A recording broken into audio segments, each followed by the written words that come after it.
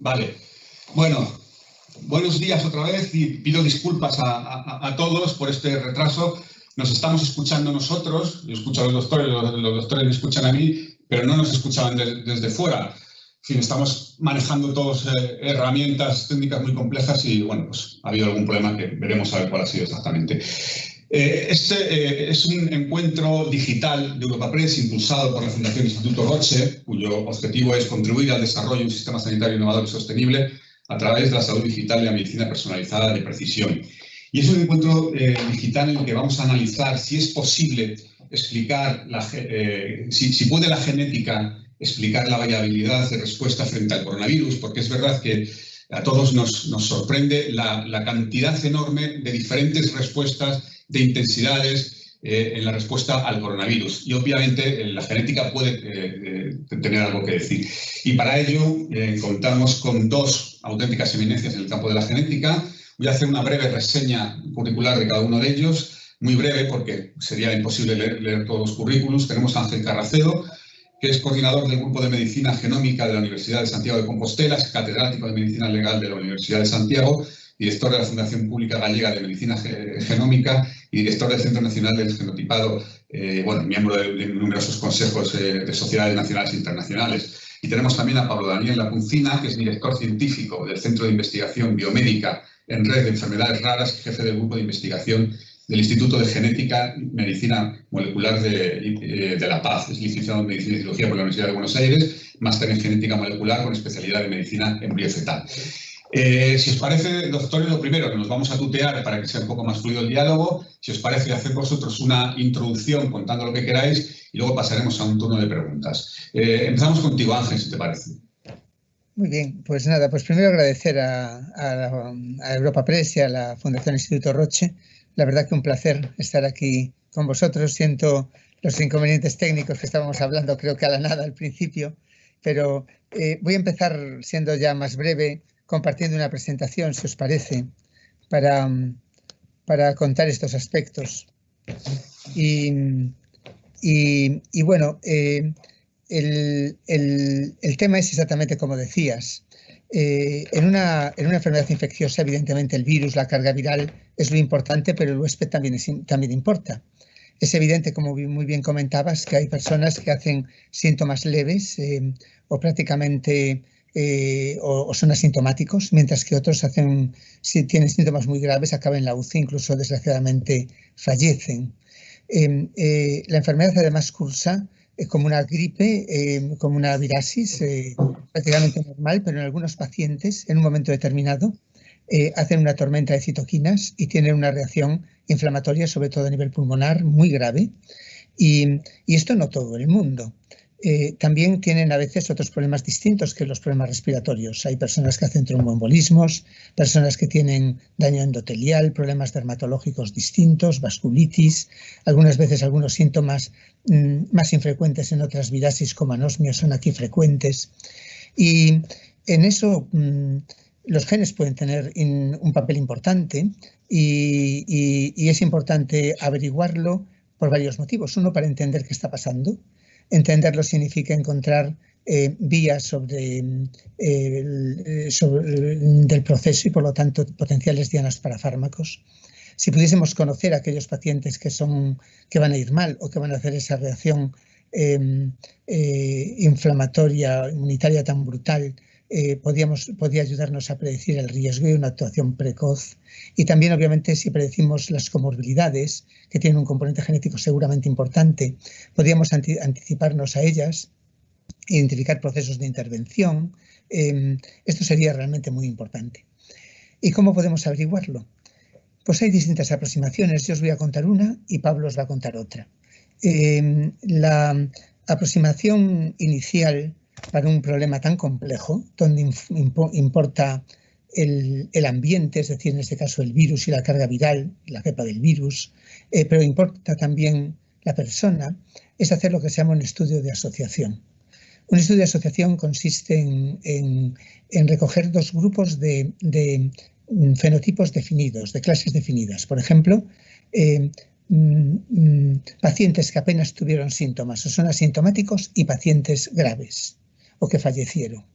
O, por ejemplo, gente que hizo el problema a nivel pulmonar y gente que no, gente que tuvo tromboembolismo y gente que no, gente que tuvo una vasculitis y gente que no. Y en ellos analizamos, como sé que no solo son científicos los que nos escuchan, sino también mucha gente, tengo que explicar que nuestros genes se pueden entender fácilmente como un libro enorme, un libro como un edificio de 10 pisos. La información que os voy a contar, que la de Pablo, es leer, que os va a contar es leer todo el libro. En esta solo se analiza una letra por cada página del libro. El libro tiene aproximadamente 1 millón de páginas, el libro de nuestro genoma. Analizamos una letra por cada página, una letra en la que las personas cambiamos, le llamamos polimorfismo. Y miramos si, imaginaros un polimorfismo, estas letras le llamamos SNPs. Imaginaros un SNP con esta forma amarilla, un SNP que tenga la letra A, otro que tenga la letra T. Veis que aquí hay mucho más amarillo en el fenotipo sin síntomas y aquí hay mucho más rojo en el fenotipo con síntomas. Significa que ese SNP, que esa letra, está asociada con ese fenotipo. Claro, para hacer este tipo de estudios necesitamos muchísimos pacientes. En el estudio que ahora voy a contar prevemos 8.000 pacientes. Si tenemos que analizar casi 1 millón de SNPs, de letras por cada paciente, estamos analizando unos 7.000 millones de SNPs. Eso significa un gran esfuerzo de análisis que llamamos de genotipado. Y eso lo vamos a realizar en el Centro Nacional de Genotipado, que es una estructura del Instituto de Salud Carlos III, para hacer estos estudios de asociación masivos que se llaman estudios de GWAS, estudios amplios de asociación de todo el genoma, masivos de asociación de todo el genoma. Y vamos a emplear un chip para ello que hemos también diseñado nosotros, que tiene 850.000 letras, incluyendo que cubre muy bien todas las rutas de inflamación y todas las rutas de inmunidad. Y claro, para hacer esto necesitamos, para empezar, hacer un consorcio. Y en un proyecto del Centro de Investigación en Red de Enfermedades del CIBER, que coordinamos Pablo y yo y que nos financia el Instituto de Salud Carlos III y el Fondo de COVID de la Fundación Amancio Ortega, hemos hecho un consorcio que tiene aproximadamente unos 40 grupos en España y 10 grupos en Latinoamérica, en los que pretendemos recoger estos 8.000 pacientes. Son grupos clínicos, la mayoría, que tienen que recoger además una información clínica muy detallada de los pacientes, recoger las muestras. Tenemos la participación de muchos biobancos de España.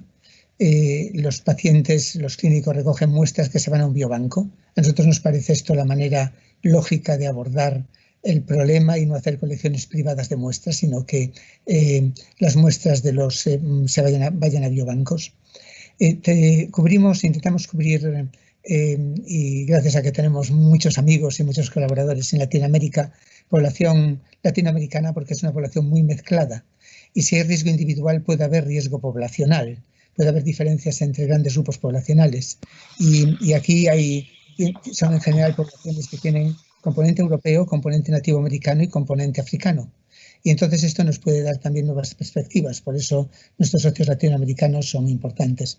Aunque el mayor esfuerzo de genotipado se va a hacer en España, porque es una población más homogénea. Y con esto es el estudio que pretendemos hacer y después seguramente en las preguntas podré aclarar muchas más cosas. Y yo os dejo con Pablo. Vale, Pablo, te escuchamos, por favor.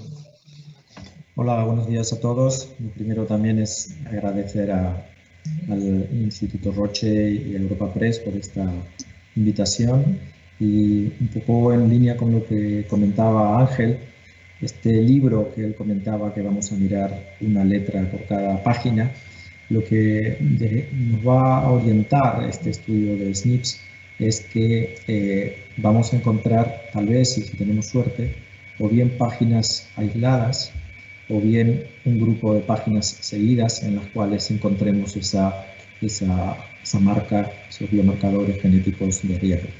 Pero luego nos toca en esas páginas leernos todas las oraciones y leernos todas las letras, es decir, mirar específicamente cuáles son los genes, si acaso, o las regiones intergénicas que hacen que estas personas tengan más riesgo. Y efectivamente el estudio lo hemos dividido así. Hemos dividido a los pacientes, a estos 7.000, en personas que han tenido pocos síntomas o han sido paucio-oligosintomáticos o inclusive totalmente asintomáticos, que han pasado la infección sin tener ninguna sintomatología clínica. El segundo grupo son las personas que tienen o han necesitado ingreso y que han necesitado medicación o terapéutica o oxigenoterapia, que han tenido una enfermedad moderada o una enfermedad que ha necesitado asistencia sanitaria con ingreso al hospital. Y el tercer grupo son los que han tenido grave enfermedad, inclusive los que han fallecido, como comentaba Ángel, y los que han necesitado ventilación mecánica o han tenido otras comorbilidades asociadas a la infección grave por coronavirus. Y en estos tres grupos vamos a intentar buscar estos marcadores. Estamos confiados de que esto va a ser productivo a nivel científico. Ojalá también el día de mañana para que podamos segregar a la población, si hubiese que hacer un nuevo confinamiento, no hacer un confinamiento como tenemos ahora un poco,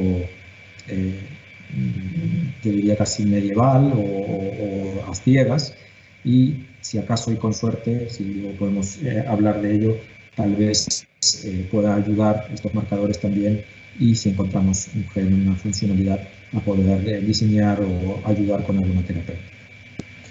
Bueno, muchas gracias a los dos. Vamos a intentar concretar un poco, porque claro, esto es de una enorme complejidad.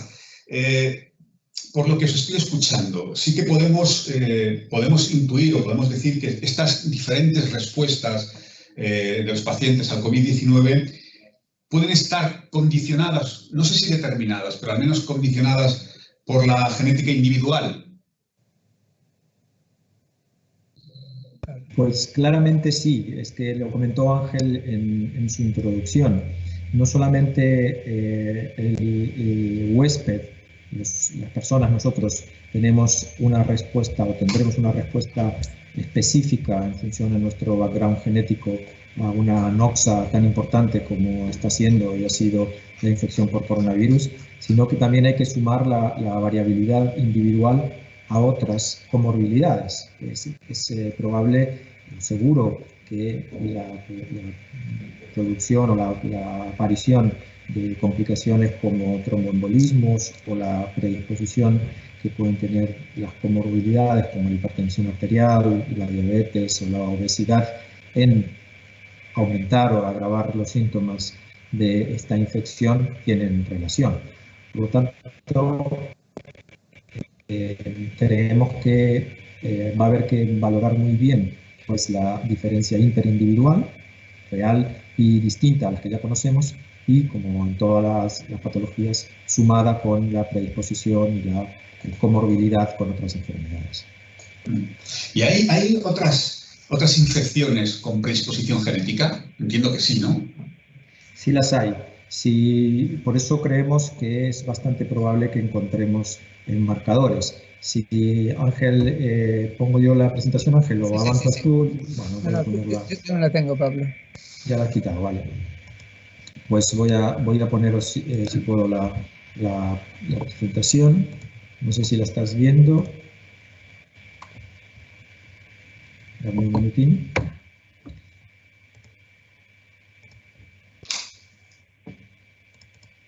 Y os la enseño enseguida. ¿La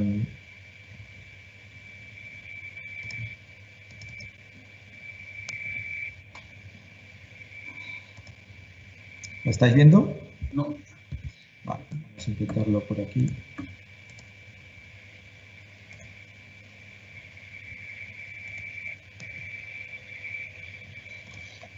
¿Ahora?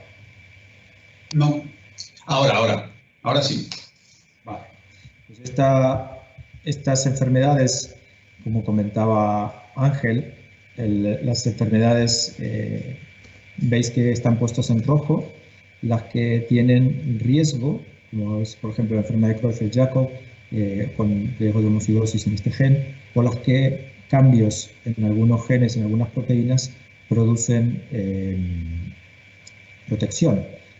Es conocida la protección de las variantes en el receptor de quimoquina 5 para infección por SIDA, o las variantes en el gen, en este caso en el FUT2, de no infectarse o tener enfermedad muy leve cuando hay infección por el virus de Norwalk, o las 3 variantes clásicas conocidas que protegen o hacen que las personas con estas enfermedades, en este caso la anemia falciforme y algunas otras, les proteja de la infección por malaria. Y además hay otras susceptibilidades relacionadas con infecciones, como son la susceptibilidad o resistencia al Bender-gen a la bacteriemia, o para lepra o para tuberculosis, y para otros virus como Epstein-Barr, también para infección crónica, para herpes o para leishmaniasis. Por lo tanto, todas estas infecciones se han encontrado marcadores genéticos específicos que pueden ayudar o que pueden predisponer o que pueden hacer que efectivamente las personas tengan o no una infección con más gravedad o con menos gravedad. Vale.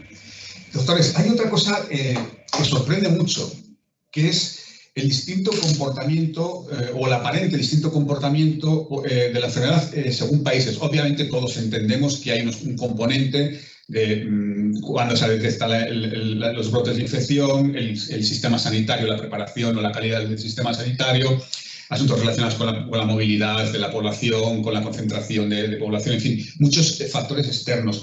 Pero quería preguntaros, ¿hay poblaciones con mayor predisposición genética a padecer determinadas enfermedades, en este caso el COVID-19? Bueno, es evidente, hay poblaciones que tienen más susceptibilidad de enfermedades distintas, lo contaba también Pablo. Por ejemplo, la anemia falciforme es muy típica de países de África por problemas de selección genética para defenderse contra la malaria. El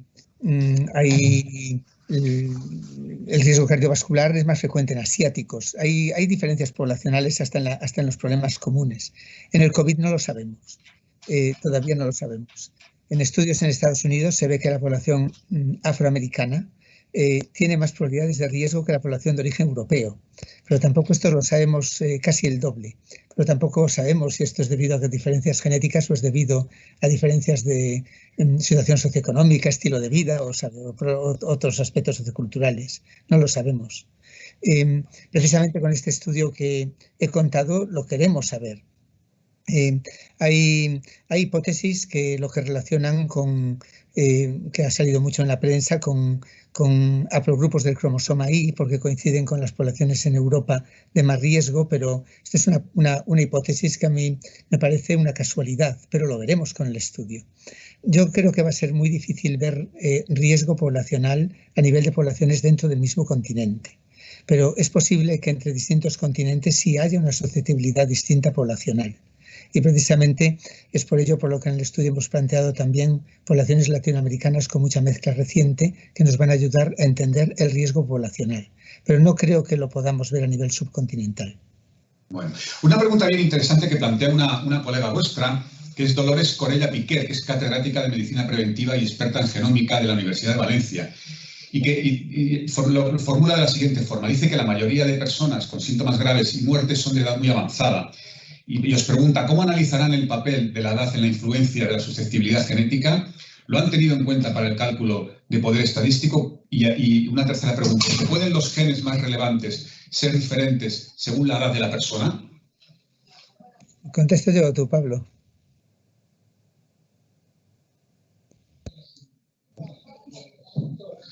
Pablo, no se te escucha. Tienes apagado el micrófono. Tienes que haber apagado el micrófono. Contesta tú, Ángel, si quieres, entonces. Hombre, claro que tenemos en cuenta la edad, tenemos en cuenta todas las variables. En la estimación del riesgo, la estimación del riesgo, la predicción del riesgo, sobre todo en comorbilidades y también en lo otro, hay un riesgo genético, pero la mayor parte del riesgo es no genético. Por supuesto, para predecir el riesgo hay que tener en cuenta todas las covariables. Y yo no creo que pueda haber un test, por ejemplo, que nos determine el riesgo genético. El riesgo genético es una parte solo del riesgo, pero va a ser una parte en algunas cosas, sobre todo en comorbilidades, importante. Por eso lo tenemos que averiguar. Pero, por supuesto, la edad, comorbilidades previas, obesidad, situación física y muchísimas variables que importan muchísimo en la mala evolución. Y entonces esto, por supuesto, que lo tenemos en cuenta. Ahí hablaba antes. Sí. Cambian los genes con la edad, eso sí que no. Yeah. Los genes sí que se mantienen constantes con la edad. Bueno, ahora estamos todavía confinados, llevamos 2 meses confinados y ha dicho Pablo una cosa que me ha llamado la atención. Ha calificado este confinamiento de medieval. Todos pensamos en la peste negra y en estas cosas, en otro tipo de confinamientos. En este sentido, plantea Javier Ruiz Tagle, que es del Economista, dice que se habla de hacer un confinamiento a la carta por el riesgo asociado al mapa genético y pregunta, ¿también se puede usar para dirigir distintos tratamientos que eviten que las personas corran más riesgos según más riesgo, o sea, que las personas que corran más riesgos eviten estadios graves de la enfermedad? Bueno, lo de confinamiento medieval era una comparación un poco exagerada, pero es verdad que lo que comenta Ángel es probable que vaya a ser así. Es esperable que haya factores de riesgo, pero nadie imagina o nadie quiere significar que una vez que tengamos fenotipado idealmente a toda la población, habrá gente que podrá salir inmune y sin problema y otras que tendrán que quedarse confinados en casa. No se trata de eso, se trata de justamente poder valorar los factores de riesgo. Y a la pregunta que haces específicamente, que pregunta el periodista, sí, se sabe que cuando uno encuentra marcadores de riesgo a través de estudios de asociación, con estudios de GWAS, se ha demostrado, hay un trabajo bastante clásico de hace unos 4 o 5 años que describió Nelson, que duplica o triplica la probabilidad de encontrar una diana terapéutica. Por tanto, los marcadores genéticos o los SNP de GWAS no solamente servirán para saber qué personas están y sopesar el riesgo específico, sino también para que aquellos expertos, aquellos científicos que están abocados a encontrar nuevas terapias o a reposicionar medicamentos con estos marcadores tienen doble o triple de posibilidad de encontrar una diana terapéutica. Doctor, parece que esto es una carrera contrarreloj, ¿no? Yo entiendo que hay mucha inteligencia del mundo ahora mismo dedicada a luchar contra el COVID-19, pero parece que vamos siempre contra el reloj y sin tiempo. En ese sentido, doctor, ¿cuándo tendremos datos sobre ese estudio de 8.000 personas que nos ha contado al principio de su intervención? La verdad que estamos en una carrera contra el reloj impresionante. No solo es este estudio. En la diapositiva, no lo comenté, en una diapositiva que mostré, vi que este estudio está integrado en una estrategia internacional que está haciendo lo mismo, que hay muchos estudios que están haciendo lo mismo, algunos de mucho poder. Hay más de 150 estudios coordinados internacionalmente haciendo lo mismo. Algunos muy grandes. El nuestro, de los prospectivos, es de los de más poder estadístico y los que involucran también poblaciones más mezcladas y también los que están recogiendo más datos clínicos. Pero, ¿cuándo lo tendremos? Pues estamos trabajando ya Pablo y yo organizando el consorcio, que la verdad que le agradezco muchísimo a todos los clínicos que están cooperando, que son muchísimos, y otros grupos de investigación, porque esto implica bioinformáticos, gente que trabaja, dermatólogos, cardiólogos, gente que trabaja en las más distintas comorbilidades, todos juntos en un esfuerzo común. Los biobancos, que están haciendo un esfuerzo también encomiable. Nosotros esperamos empezar a genotipar a final de este mes. Pensamos que el estudio de genotipado estará completado hacia el final de verano. En septiembre podemos tener datos para poder analizar. El estudio de secuenciación estamos ya empezando. Está Pablo con casos, ya se está secuenciando casos fenotipos extremos que Pablo puede comentar. Pero iremos teniendo datos preliminares. Nosotros y otros muchos grupos de investigación que estamos compartiendo todos, otros muchos consorcios, otros muchos proyectos similares que estamos compartiendo todos la información que vamos obteniendo.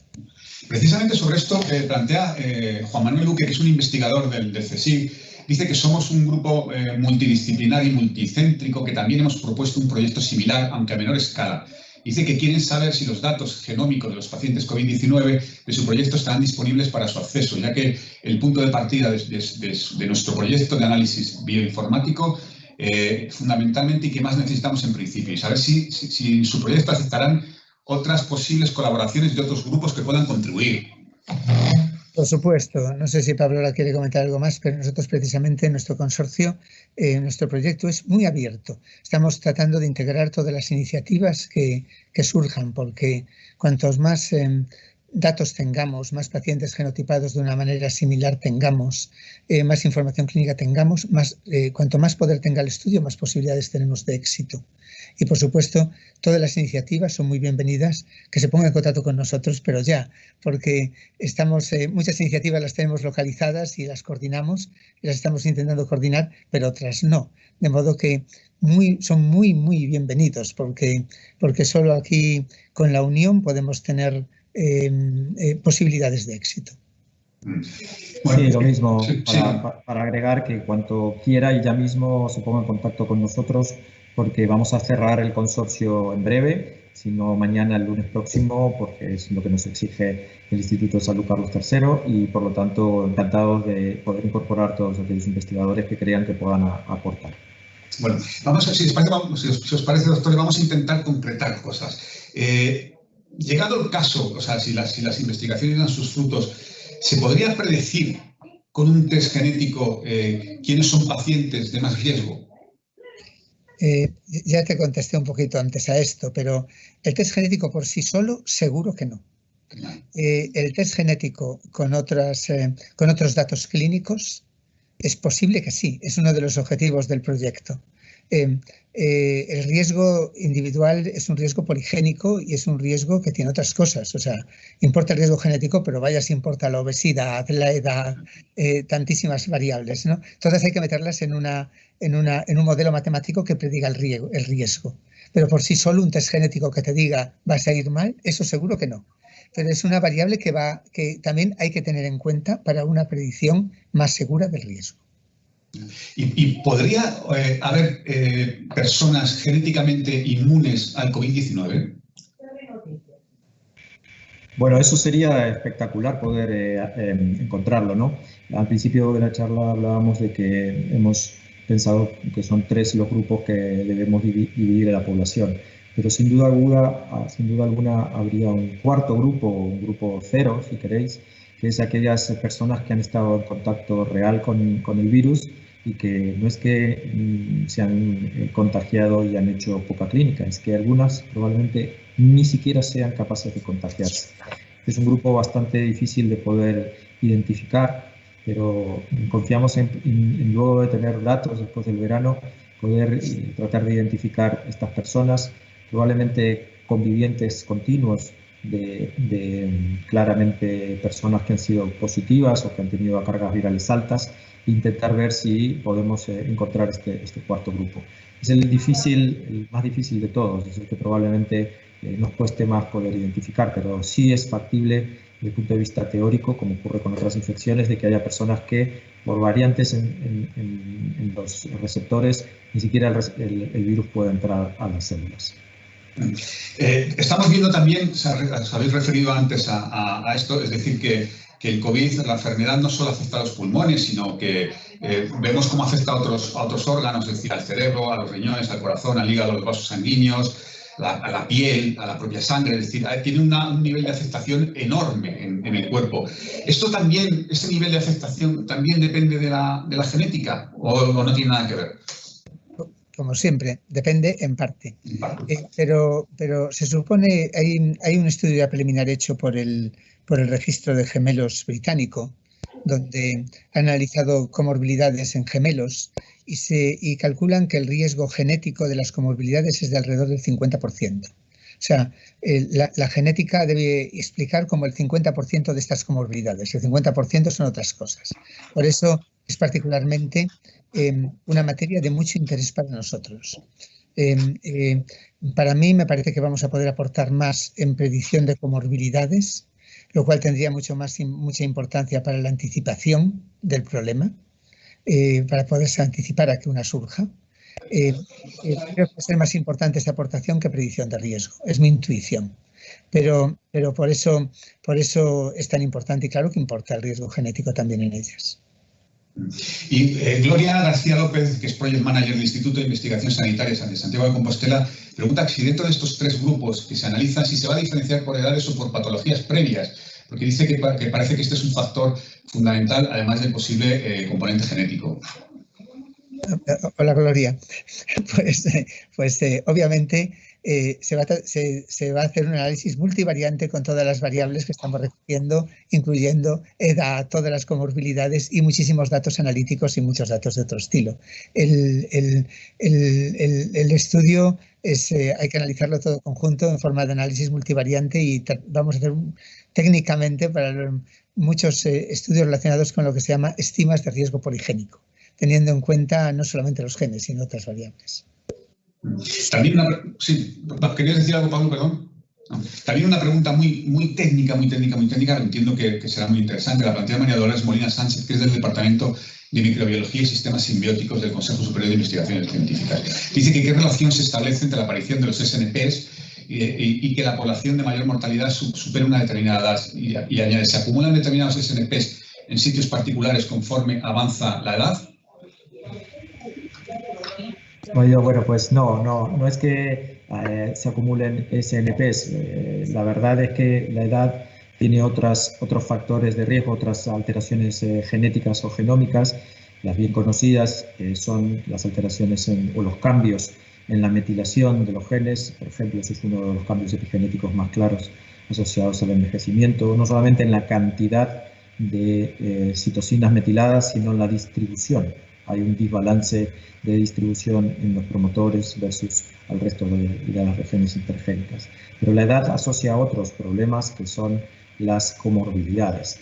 Y un poco lo que preguntaba también usted antes preguntabas antes acerca del mayor riesgo en hombres, no está muy claro, no sabemos en este momento todavía si hay algún marcador genómico que nos va a orientar por qué los hombres tienen más riesgo y en cantidad real y también en gravedad. Es probable que las comorbilidades estén jugando un papel importante, pero de ninguna forma descartamos de que pueda haber biomarcadores genéticos o alteraciones genómicas, algunas que se conocen y otras que por ahí se encuentran, de que puedan estar también colaborando. Precisamente sobre esto, que es otra de las cosas que ha sorprendido, la mayor morbilidad en los hombres, y precisamente sobre esto preguntaba, ahora que lo estabas tratando, Pablo, pregunta Alejandro Mira Obrador, que es investigador senior de la Fundación Fisavío, dice que es muy curioso que el gen del receptor AC2 está ligado al sexo, como cromosoma X, y os pregunta, ¿piensa que podría tener alguna relación con la mayor susceptibilidad a la COVID-19 detectada en hombres? Antes de Pablo. Es uno de los candidatos, es uno de los genes candidatos obvios en el que todo el mundo piensa. Hay bastantes variantes y SNPs en AC2 y es una de las cosas en la que todo el mundo está enfocado. Puede ser, lo veremos. Los primeros estudios, los primeros datos del consorcio internacional, los primeros datos recogidos, no apuntan hacia eso. También otros genes candidatos son todos los genes que tienen que ver con inmunidad e inflamación, HLAs, muchas cosas. Yo, con tantos estudios de asociación realizados en tantas enfermedades complejas, casi siempre las predicciones de lo que pensamos casi nunca se cumplen. Tenemos conocemos muy poquito la etiopatogenia de los procesos, los mecanismos por los que producen las enfermedades, y casi siempre nos llevamos sorpresas. Pero desde luego AC2 es uno de los candidatos, por eso los SNPs y los arrays que utilizamos los chips que utilizamos para hacer ese tipo de estudios ya procuramos que cubran muy bien AC2, porque es uno de los genes candidatos importantes. Complementando, sí. Bueno, Javier, complementando brevemente los datos preliminares de nuestros compañeros genetistas italianos sobre AC2, lo que demuestran es que las variantes polimórficas, las variantes polimórficas de la población europea, al menos la población italiana, son distintas a las variantes, como era de esperar, de los asiáticos. Pero asignar el riesgo mayor o la mayor gravedad de patología a el receptor de AC2 es un poco arriesgado de inicio. En 4 meses, en 3 meses tendremos la respuesta. Bueno, pues tendremos que esperar. Pregunta Patricia Ruiz Zontañón, que es directora del laboratorio de Genatracer Biotech. Dice, ¿podrían decirme si prevén una mayor variabilidad en genes tipo TLR en pacientes con menor hiperrespuesta del sistema inmune? No lo sabemos, para ser sincero, no lo sabemos. Sabemos que hay muchos genes asociados con inmunidad. De hecho, para la mayoría de las susceptibilidades o riesgos de patología asociados a infecciones virales, por ejemplo, la de herpes crónico, están asociados a interferones o a riesgos de inmunidad. No sabemos qué nos vamos a encontrar, es una posibilidad real. Plantea Federico de Montalvo, que es presidente del Comité de Biótica de España. Dice, como mera intuición, el enorme impacto de la pandemia en grandes ciudades con alta tasa de contaminación como Madrid podría derivar en alteraciones en la epigenética, y añade él, dice, y perdón si la pregunta no está bien formulada porque soy jurista, no científico. Hola Federico, gracias por la pregunta. Pues sí, creemos que puede tener relación. La verdad que la epigenética se mueve en el campo fronterizo entre la genética y el ambiente. Y las variaciones de la epigenética, evidentemente cambios en la metilación y menos en la afetilación de las regiones genómicas, tienen muchísima relación con el estilo de vida y con otras variables de riesgo. El estudio que comentaba Ángel de gemelos es muy clásico, también estudios nacionales, compañeros del grupo de Manuel Esteller y Mario Fraga, donde demostraron en gemelos que el cambio de estilo de vida hacía que variase eminentemente la metilación y los cambios epigenéticos que pueden llevar a que personas enfermen, personas que no enfermen, ¿no? Hay un estudio también clásico americano de gemelos en los cuales unos trabajaban en gasolineras y otros no trabajaban en gasolineras, y el cambio en la metilación era realmente brutal. Por lo tanto, sí, creemos que la epigenética puede tener que ver con ello. Doctores, ¿está mutando el virus? Porque hay muchas informaciones contradictorias sobre esto. ¿Sabéis vosotros, está mutando? Pues sabemos lo que está publicado. Tanto Ángel como yo no hacemos genética viral. Tenemos compañeros investigadores en Valencia, en Madrid, que han secuenciado completamente el virus. Las variaciones en el virus, como es natural, son muy rápidas y está cambiando y está variando con respecto a las primeras secuencias que se publicaron de Wuhan en China. Si esto tiene o no tiene relación con gravedad o con potenciales implicaciones al día de mañana para una vacuna, o como pasa con la gripe, con la influenza, que se necesitan todos los años cambiar las vacunas porque las cepas cambian, yo no lo sé contestar. No sé si va a haber información breve con respecto a esto, pero el virus está mutando. Esto es una realidad como es de esperar. Poco, pero muta.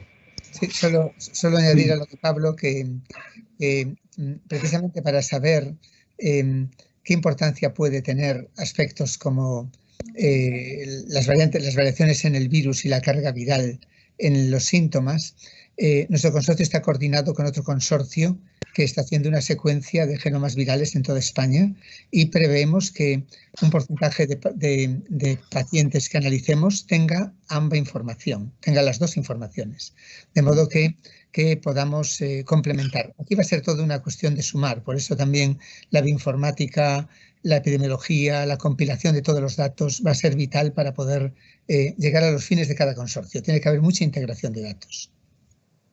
Precisamente sobre esto de la mutación del virus, ya sé que no es su especialidad exactamente, pero seguro que nos podéis contar cosas. Leí el otro día unas declaraciones de un virólogo muy reconocido, Esteban Domingo, sobre una cosa que él llama mutagénesis letal, es decir, que como los virus mutan constantemente para adaptarse, generan errores y se les puede forzar a mutar hacia su desaparición, por así decirlo.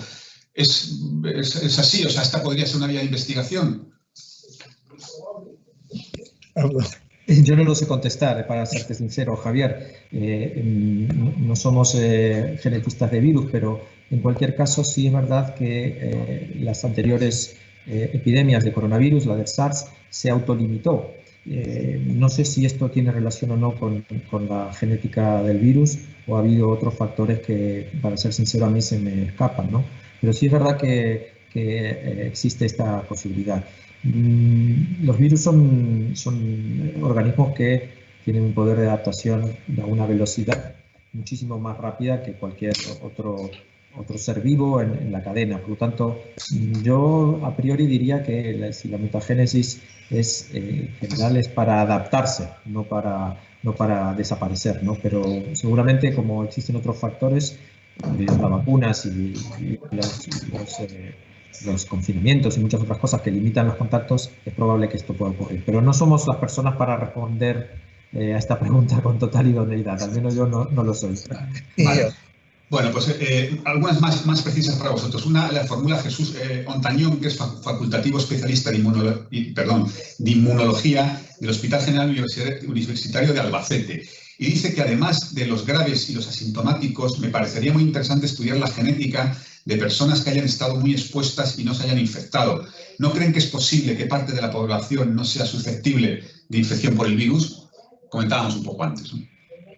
Sí, bueno, ahora no os estoy viendo bien, pero bueno, si me oís, si me veis, es lo que comentaba Pablo. Claro que sería muy interesante, pero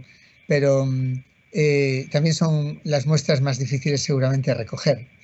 A nosotros nos está resultando más fácil recoger muestras de pacientes hospitalizados y en los que se puede recoger información clínica asociada, pero desde luego interesantísimo. Gente que haya estado en contacto con el virus y no haya tenido, pues claro que son pacientes muy interesantes y pretendemos recoger lo máximo posible, pero es complicado.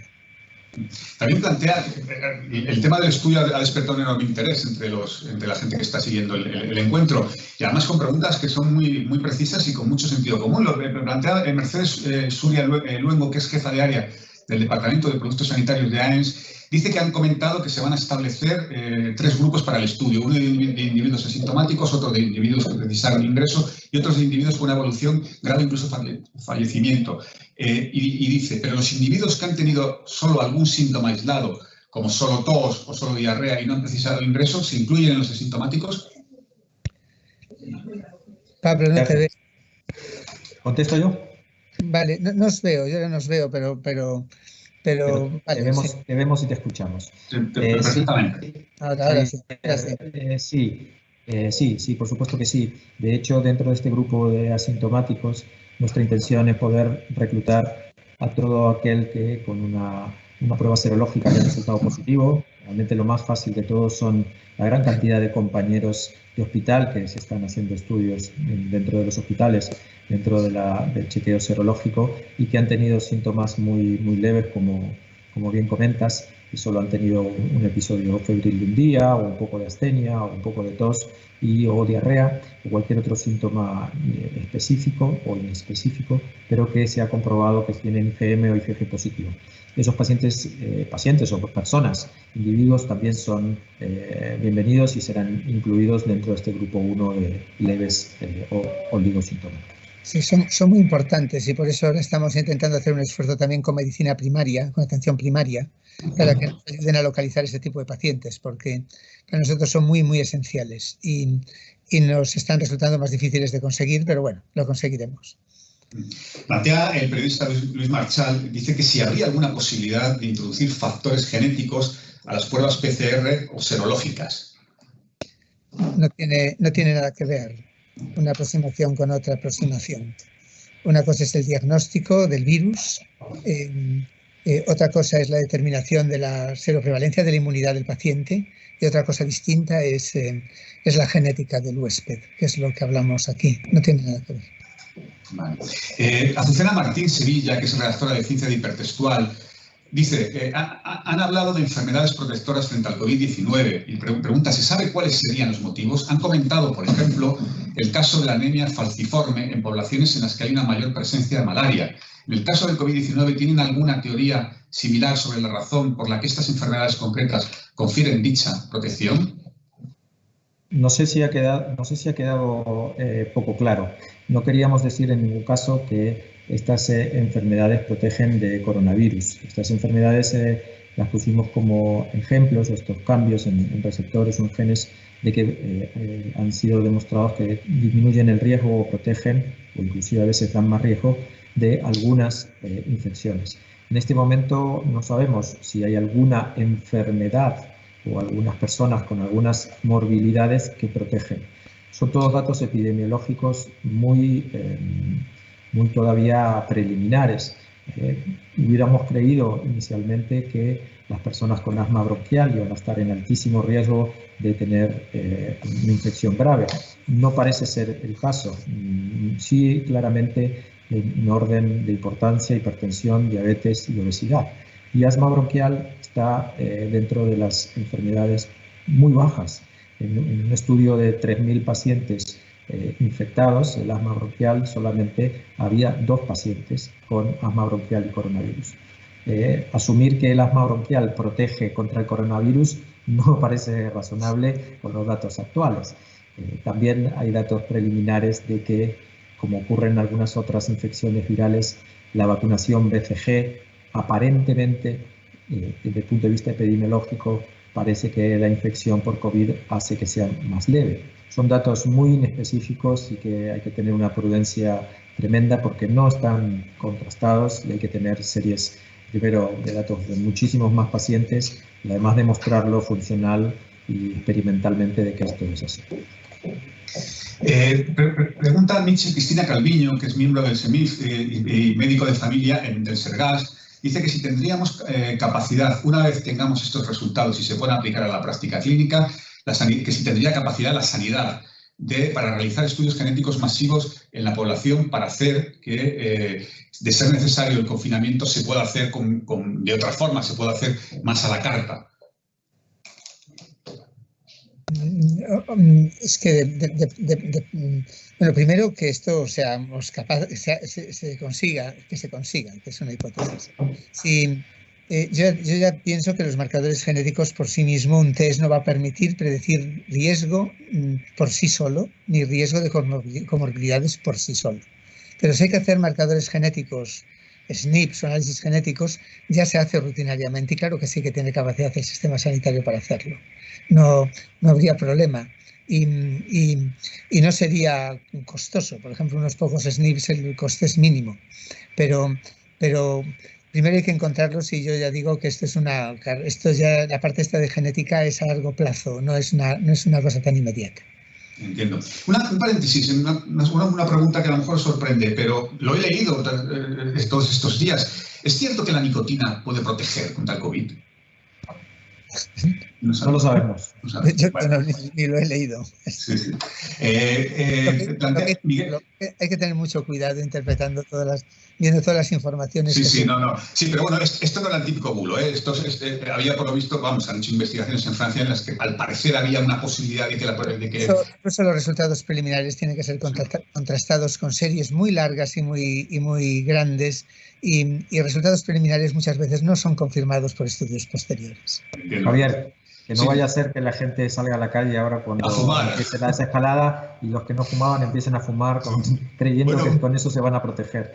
Un presidente de un país del este decía que el vodka también protegía, ¿no? Entonces, con vodka y tabaco se soluciona todo. Plantea Miguel Tarón, que es director de Oncología Molecular de SINLAB, dice que si vais a poder analizar el grado, estado de metilación en este u otros estudios. Los chips que están diseñados son chips específicos de genotipado, no son chips de metilación. Es verdad que teniendo el DNA y a posteriori se podría hacer estudios de metilación si vemos que alguno de los marcadores con los 7.000 estudios más los 1.000 de fuera del país de genotipado y luego, consecuentemente, el análisis de genoma completo de un porcentaje de ellos, un 5% de ellos vamos a estudiarlo con genoma completo. Si hay alguna evidencia de que alguna de las regiones o alguno de los genes tiene que ver con metilación, sería el segundo paso. En este primer proyecto no está contemplado hacer estudios de metilación iniciales en esta cohorte. Sí, exactamente. No solo añadir que nuestro estudio está centrado solamente en la genómica, pero en la genética, pero no en la metilación, tampoco en la transcriptómica, aunque también es una aproximación muy válida, pero tenemos que hacerla un poquito a posteriori. El estudio lo queremos concentrar en lo que tenemos. Pues, también sobre este asunto, plantea Javier Heras Martín, que es especialista en molecular de Roche Diagnostic, dice, parece que existen varias cepas del virus y pregunta, ¿cómo pueden afectar esa conjunción de distintas cepas con distintos huéspedes? Es precisamente por lo que queremos, lo que contaba anteriormente. Estamos en colaboración estrecha con el consorcio que hace también secuenciación de genoma del virus, para tener un grupo de muestras común en ambos estudios que nos permita integrar información. Esto unido a otra integración de información que tiene que ver también, aspectos epidemiológicos importan mucho. Otros biomarcadores que vayan apareciendo. Hacer sus riesgos o si hay otra manera. Bueno, desde luego que, como decía Ángel, primero tendremos que evaluar cuál es el peso que tienen las pruebas genéticas para poder determinar si tienen una utilidad a nivel de salud pública y de todas vacunas o tratamientos. El peso no lo va a decir el estudio, pero yo a priori coincido con lo que comentó Ángel, de que la probabilidad de que el estudio genético sea la única herramienta que nos permita tomar este tipo de decisiones, creo que no lo va a hacer. En cualquier caso, sí retomando la pregunta que haces, en breve, probablemente las sociedades, como poblacional, deberíamos plantear tener información genotípica de toda la población, no solamente por epidemias de COVID, ¿no? Porque la información genómica ayuda a prevenir enfermedades y a poder tomar decisiones sanitarias a otros niveles. Ojalá en un breve espacio de tiempo podamos tener a la población con estudios de genotipos y con estudios genéticos a nivel poblacional para poder tomar decisiones. Hay países que lo han hecho en forma progresiva. Es muy conocido, muy clásico lo que está haciendo Australia. Australia está estudiando a toda la población australiana entre 18 y 25 años con estudios genéticos para poder determinar riesgos de algunas enfermedades. Yo creo que en algún momento, y ojalá más pronto que tarde, tenemos que orientar la salud pública a una medicina genómica que pueda ayudar a tener esa información. Plantea Lidia Daimiel Ruiz de Duconet Group, dice que si podría ser interesante, dice podría ser interesante analizar SNVs además de SNPs o incluso SNPs ancestrales que sabemos que tienen que ver con respuestas a virus. SNVs es precisamente, SNVs son variaciones no comunes en la población. Esto ya precisamente para ello tenemos planteado el estudio de secuenciación de genomas completos en un subgrupo de fenotipos extremos y de aquellas indicaciones que nos van a dar el estudio previo. Sí que lo tenemos, por lo tanto, pensado. SNPs ancestrales, sí los tenemos también en el array que estamos utilizando, que puedan dar información, bueno, ya lo veremos, que puedan ser de utilidad para inferir algo, ya lo veremos, pero sí que tenemos hasta SNPs de Neandertal, o sea, hasta variantes podemos predecir en el array que estamos utilizando. No sé qué interés puede tener a priori, pero lo veremos. Y desde luego SNVs, que sí que es importante, para ello está planteado el estudio de secuenciación. José Antonio Pastor Martínez, que es licenciado en Ciencias Biológicas por la Universidad de Valencia, plantea que una vez que se tengan los datos de las personas que serán propensas a los estados graves de la enfermedad y los que no, ¿cómo se va a pasar a la clínica y a la sociedad estas investigaciones? Y dice que si le va a costar al erario público va a ser un subsidio. Bueno, vamos a ver qué encontramos y a partir de ahí después habrá que evaluar si esto es necesario hacer un traspaso directo y rápido la medicina asistencial o se quedan en un plano distinto. ¿Cuánto va a costar? Bueno, lo que comentaba Ángel es real. Hacer un genotipado de unos pocos SNPs son pruebas relativamente sencillas y baratas. Lo que habrá que valorar es si merece la pena hacer un estudio de unos pocos SNPs o merece la pena hacer el abordaje de otro tipo de estrategia. Yo creo que es ahora un poco prematuro poder predecir qué es lo que va a pasar a nivel asistencial una vez que tengamos este tipo de resultados de investigación. Evangelina López de Maturana, que es científica de plantilla del Grupo de Epidemiología Genética y Molecular del CENIO, les plantea las preguntas que si tienen previsto estudiar el papel de los alelos de los genes HLA en la gravedad de la enfermedad. Absolutamente sí. Precisamente uno de los motivos para elegir el array que hemos utilizado es porque los HLA están particularmente muy bien cubiertos. Y esto al estar complementado con el estudio de secuenciación de genomas completos, creo que tendremos una buena información de los HLAs. En el array que estamos empleando están particularmente bien cubiertos y fue uno de los motivos de elección de ese array. Permitidme hacer un pequeño paréntesis en el coronavirus y en el COVID, porque quiero plantearos una pregunta que es muy interesante, aunque no está directamente relacionada con esto, pero es la clínica como especialidad del MIR o del VIR. Uy, Pablo, qué lucha. Aquí no esta nos dio lo que más nos duele. Pues si quieres empezar tú, yo ya...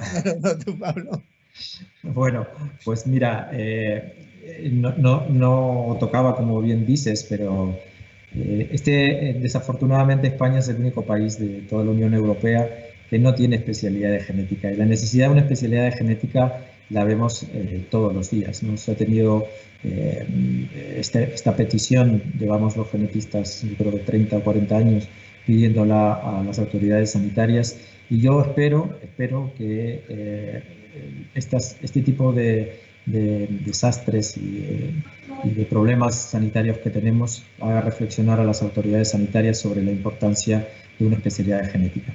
Yo quiero recordar de que el diagnóstico sobre el cual reposa la confirmación de una infección es una prueba genética, que es una PCR de el virus, pero es una prueba genética con metodologías genéticas diseñada por genetistas y utilizada internacionalmente. Y hoy por hoy la importancia de la genética en todas las especialidades, yo creo que ya excede y es casi cansino explicarla, de que todas las especialidades necesitan pruebas genéticas y genómicas para poder tomar decisiones asistenciales. Por lo tanto, yo agradezco la pregunta de esta investigadora del CENIO y no hago más que si ojalá hay algún gestor, alguna autoridad sanitaria escuchándonos, que tomen nota y que por favor resuelvan el problema mejor mañana que dentro de un año. No se preocupe que nosotros lo vamos a contar, o sea, si no hay alguna autoridad sanitaria viéndolo se va a enterar.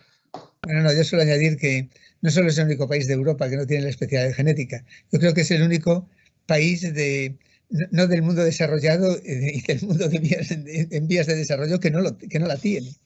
Y eso compromete mucho una formación reglada de las personas, de los especialistas, siendo tan impactante en lo que es la medicina de hoy en día, teniendo tanta importancia en todas y cada una de las especialidades médicas, es un sinsentido. Y yo no entiendo por qué llevamos tantos años luchando sin conseguirlo. Hasta hay un mandato del Senado en ese sentido, pero es una necesidad urgentísima que yo no entiendo por qué no acaba de concretarse en la realidad. Volvemos entonces al estudio, que como digo ha despertado un enorme interés.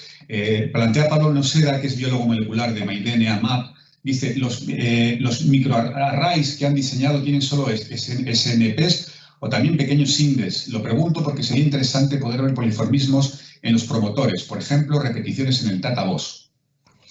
Sí, el array cuando lo hicimos recoge variación común, pero también recoge mucha variación rara funcional derivada de estudios de secuenciación de exomas y también en algunos casos de promotores. O sea que está bastante bien recogida en este array. No completamente, por eso el estudio de secuenciación de genomas completos es tan importante también en el proyecto. Pero es uno de los pocos arrays que recoge variación rara funcional recogida de estudios de secuenciación de exomas. Es una variación muy típica de cada población.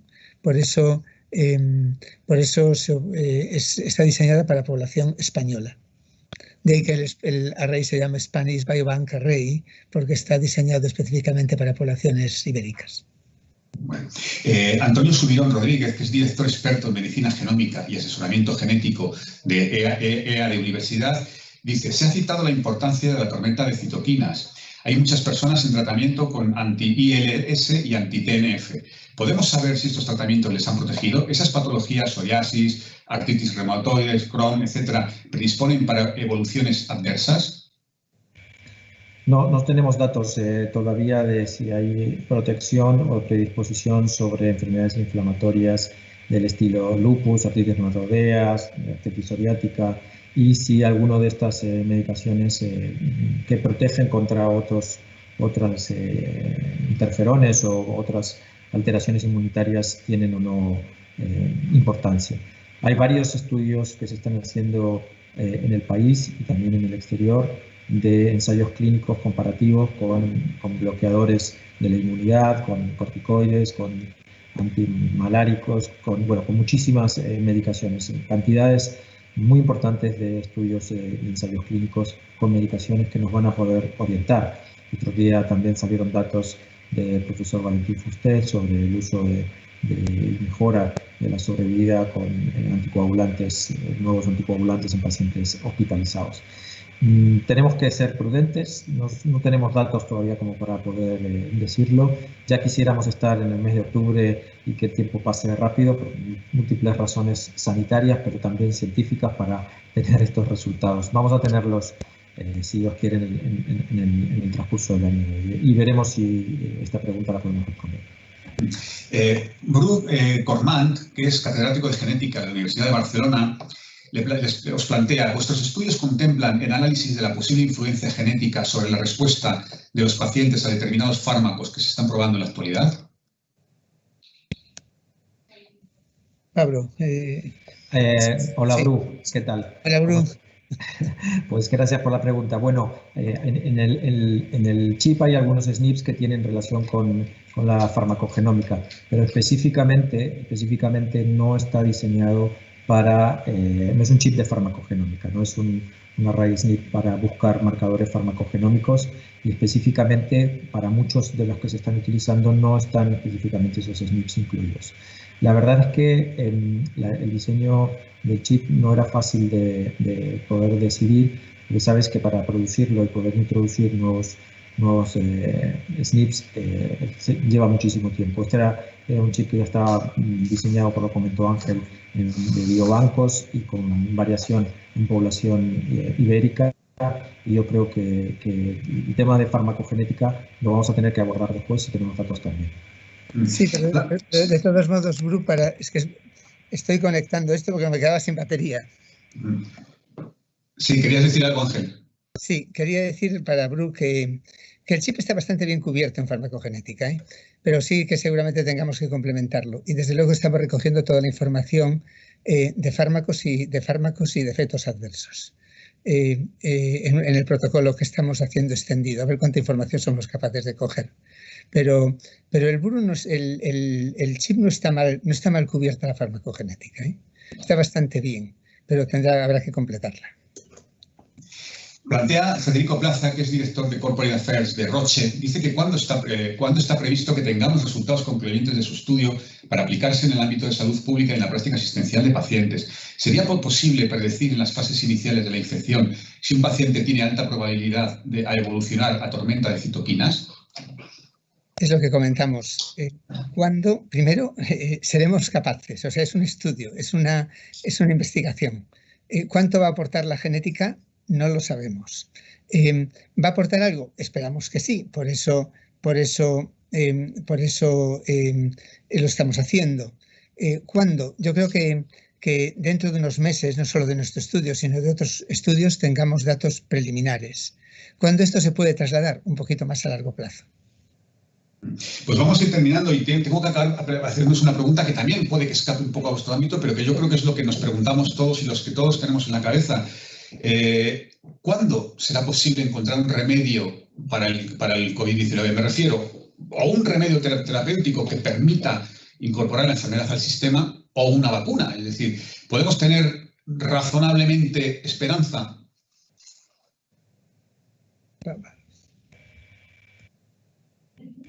Perdonad, a ver, la respuesta no es fácil, pero si biológicamente es factible, con esto quiero decir de que poder ensayar y diseñar una vacuna es factible como ha sido con otros virus, tendremos vacuna muy pronto. Esa es mi impresión. ¿Cuándo es muy pronto, doctor? ¿Cuándo es muy pronto? Danos un... No lo sé. Ya sé que es ponerte en un compromiso, pero... Tal vez de uso humano, tal vez, y no quiero esto que se tome como nada, tal vez en pocos meses, antes de fin de año. La semana pasada ha salido en Science el estudio de la primera prueba de la vacuna de los chinos con macacos, quiero recordar 10 macacos en 2 grupos, y que ha funcionado bien, sin efectos adversos, sin infección, sin nada. Digo que si es biológicamente posible, porque llevamos muchísimos años de investigación en la vacuna contra HIV y no es factible, porque biológicamente es muy complicado. Si biológicamente es factible, similar a lo que ha ocurrido con otros virus, como la influenza, la varicela y con muchos otros, pues va a haber vacuna pronto. Si biológicamente no es factible, vamos a estar en un problema importante. Y hasta que no se inmunice grandemente la población o haya un medicamento que pueda ser utilizado, pues tendremos problemas. ¿Qué grado de inmunidad haría posible esa detención del virus? Porque los primeros datos que estamos conociendo apuntan a que es muy poquita, es decir, esa inmunidad del rebaño de la que se habla es muy poca, es decir, en España puede ser el 15%, se está diciendo. ¿No cree que llegue, no, Ángel? No. Yo las cifras que he oído preliminares no llegan ni a eso, pero sí, muy bajita, muy bajita. Esto significa que un repunte, un pico es perfectamente posible. De ahí la necesidad de mantener tanto cuidado y estas medidas de distanciamiento social que a los que somos muy de abrazos y besos nos cuesta mucho trabajo mantener, pero que hay que hacerlo. Pero ¿cuál sería el punto de inmunidad de rebaño, por así decirlo? ¿60%, 70%? Yo no lo sé, para serte sincero, no sé cuál es el porcentaje de la población que tiene que estar inmune para evitar epidemias o pandemias. En este momento no sé si estamos en un 15%. El estudio que está haciendo el instituto, que está casi acabando con 60 y pico de mil familias, creo que nos va a dar un poco de información sobre cuál es el grado de inmunización de la población en general, por regiones, por edades, por muchísimos factores epidemiológicos está diseñado, ¿no?